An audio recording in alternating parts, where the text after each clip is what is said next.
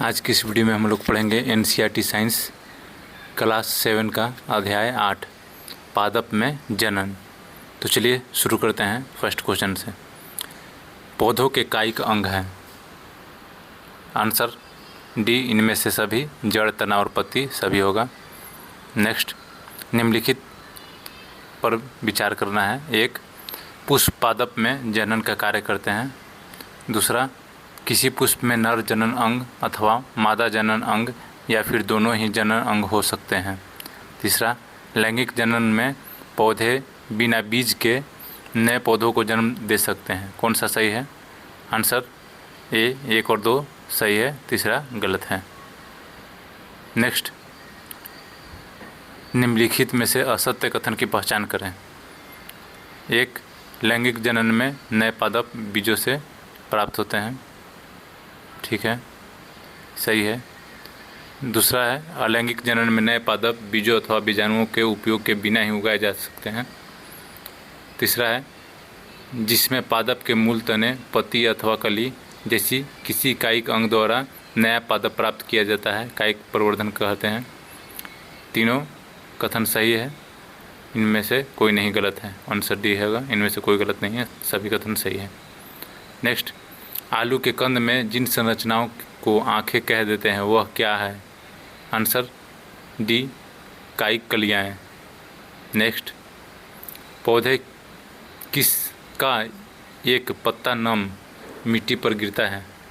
किस पौधे का एक पत्ता नम मिट्टी पर गिरता है तो प्रत्येक कली एक नए पौधे को जन्म दे सकती है? Answer A, Bryophyllum. नेक्स्ट, निम्नलिखित में से क्या पौधों के कायिक प्रवर्धन के बारे में असत्य है?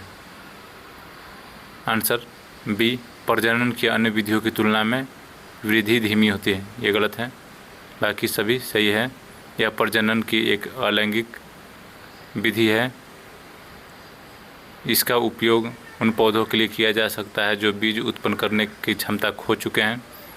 और डी है, नए पौधे अपने जनक की सटीक प्रति होते हैं। ए, सी, डी सही है और बी गलत है। नेक्स्ट, खमीर एक कोशिकीय जीव है जो मुकुलन द्वारा अपनी संख्या में वृद्धि कर सकते हैं। वे किस जगत से संबंधित है? आंसर बी, कवक।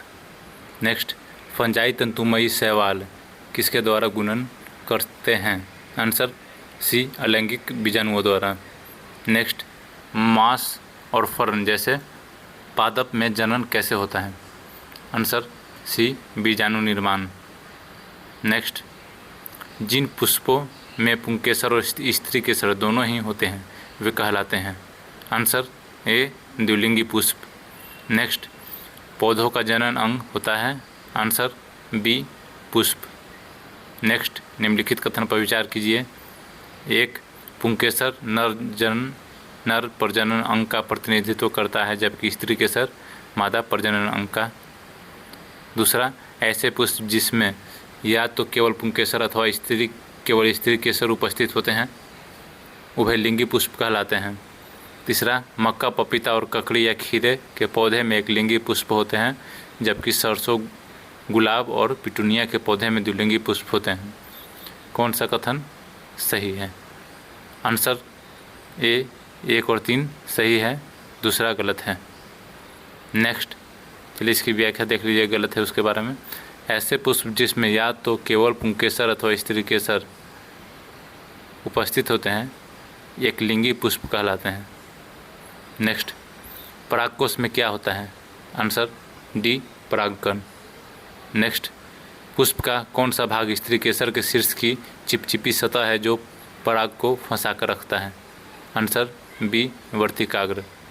नेक्स्ट, निम्नलिखित में से असत्य कथन की पहचान करें। आंसर डी, अलैंगिक जनन में नर और मादा युग्मकों के युग्मन से युग्मनज बनता है। ये गलत है, बाकी तीनों सही है। स्त्री केसर में वर्तिकाग्र, वर्तिका और अंडाशय होते हैं। अंडाशय में एक या अधिक बीजांड होते हैं। मादा युग्मक अथवा अंड का निर्माण बीजांड में होता है। नेक्स्ट, इसका देखिए ऑप्शन डी गलत है, उसके बारे में देख लीजिए। लैंगिक जनन में नर और मादा युग्मकों के युग्मन से युग्मनज बनता है।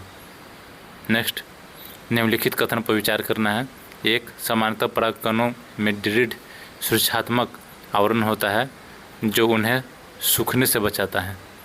दूसरा है, परागकणों का परागकोश से पुष्प के वर्तिकाग्र पर स्थानांतरण परागण कहलाता है। कौन सा कथन सही है? आंसर सी, दोनों कथन सही है। इसकी व्याख्या देखिए। परागकणों का परागकोश से पुष्प के वर्तिकाग्र पर स्थानांतरण परागकण कहलाता है। यदि परागकण उसी पुष्प के वर्तिकाग्र पर गिरते हैं तो इसे स्वपरागकण कहते हैं। नेक्स्ट, निम्नलिखित कथन पर विचार कीजिए। एक, परागकण उसी पुष्प के वर्तिकाग्र पर गिरते हैं तो इसे स्वपरागकण कहते हैं। दूसरा है, पुष्प के परागकण उसी पादप के किसी अन्य पुष्प के वर्तिकाग्र पर गिरते हैं तो इसे परपरागकण कहते हैं। आंसर सी, दोनों कथन सही है। नेक्स्ट, नर एवं मादा युग्मक के युग्मन द्वारा बनी कोशिका कहलाती है। आंसर ए, युग्मनज। नेक्स्ट, नर और मादा युग्मक के युग्मन का प्रकरण कहलाता है। आंसर ए, निषेचन। युग्मनज भ्रूण में विकसित होता है। नेक्स्ट, निम्नलिखित में से पादपों के बीजों के प्रकीर्णन से क्या लाभ होता है? आंसर है बी, केवल। कौन सा कथन गलत है वो पहचान करना है। आंसर डी, प्रकृति में पादप के फलों और बीजों का प्रकीर्णन केवल पवन द्वारा होता है, ये गलत है। बाकी जो सही है, जो लाभ होता है, इसमें देखिए। एक ही प्रकार के पादप के नवोदितों में सूर्य का प्रकाश, जल और खनिजों के लिए परस्पर स्पर्धा की संभावना कम हो जाती है। दूसरा, प्रकीर्णन पादप को व्यापक क्षेत्र में वितरित करने में सहायक होते हैं। तीसरा है, नए आवासों के अधिग्रहण में सहायता करता है। 1, 2, 3 सही है, चौथा गलत है। देखिए थोड़ा व्याख्या। प्रकृति में पादप के फलों और बीजों के प्रकीर्णन पवन, जल और जंतुओं द्वारा होता है, ये गलत ऑप्शन से संबंधित व्याख्या है। नेक्स्ट, निम्नलिखित कथनों में असत्य कथन की पहचान करें। आंसर डी, इनमें से कोई नहीं गलत है, यानी सभी से ही है। उसको देखिए, याद कर लीजिए। निषेचन के पश्चात अंडाशय फल में विकसित हो जाता है।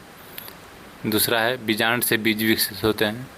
तीसरा है, बीज में एक भ्रूण होता है जो सुरक्षात्मक बीजावरण के अंदर रहता है।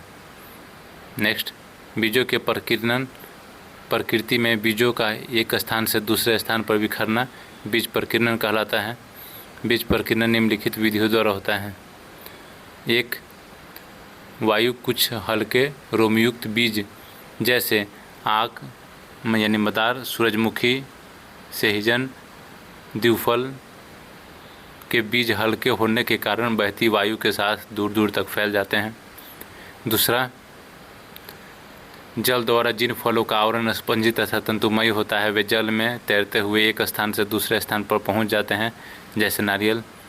तीसरा, जंतुओं द्वारा कुछ कांटेदार बीज जिनमें हुक जैसी संरचना होती है जंतुओं के शरीर से चिपक जाते हैं और जंतु इन्हें दूर स्थानों तक बिखेर देते हैं, जैसे यूरेना एवं जेंथेनियम।